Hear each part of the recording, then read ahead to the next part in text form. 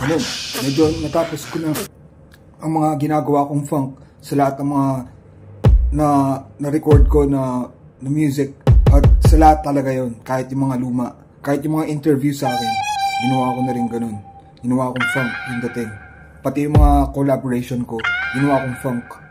Tapos ganun, natapos ko lahat. Napansin ko na konti lang yung nagawa kong trumpet or songs by Dahon or Nico Leaf. Ganon yung trumpet na classic rock. Actually yung datingan nun, classic rock yung trumpet.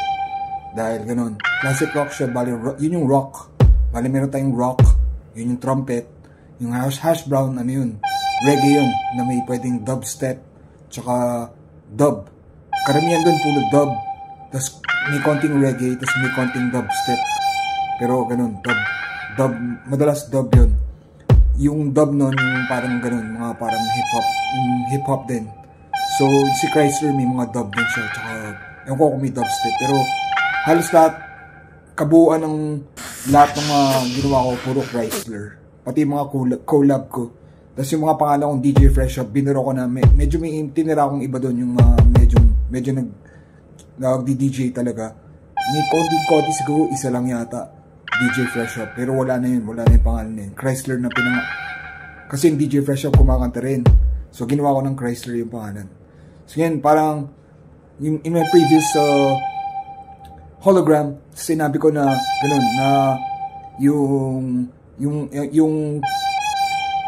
yung Chrysler gagawa tayo ng tunog na gagaya tayo sa Guns N' Roses, pero wala akong maisip. So gagawin ko na lang, pag-iisip ko mabuti kung pwede kong gawing Chrysler na lang yung medyo trumpet pa rin talaga eh. Kung yun yung work on ko na parang may Guns N' Roses or parang Chrysler din yung kumakanta, or mimix ko si Chrysler kumakanta palagi sa trumpet. Ganun. Kasi yung konti talaga ng trumpet, konti talaga.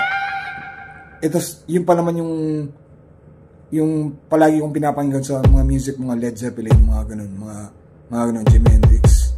As in, buong taon sa Spotify, puro ganun ang pinapakinggan ko, mga luma, mga classic rock. So, ganun, i-work on natin yung trumpet para dumami din. Actually, sanay naman talaga ako sa trumpet eh, pero hindi ko masyadong trip kasi mga rock eh. Mas trip ko talaga hip-hop eh. Pero, ganun, ginawa ko rin naman talagang funk na rin yung... ganun, tama, ginawa ko na rin funk din yung trumpet, kahit classic rock siya. Kahit rock siya, ginawa kong funk yung datingan. Para maganda lang yung tunog.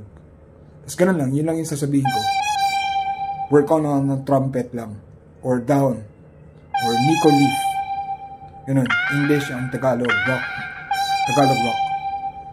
Gagawin natin parang Chrysler na rin. Kung ano maisip ko. Yun yung pag-iisip ako ngayon. Tapos ganun. Out na to. Fresh.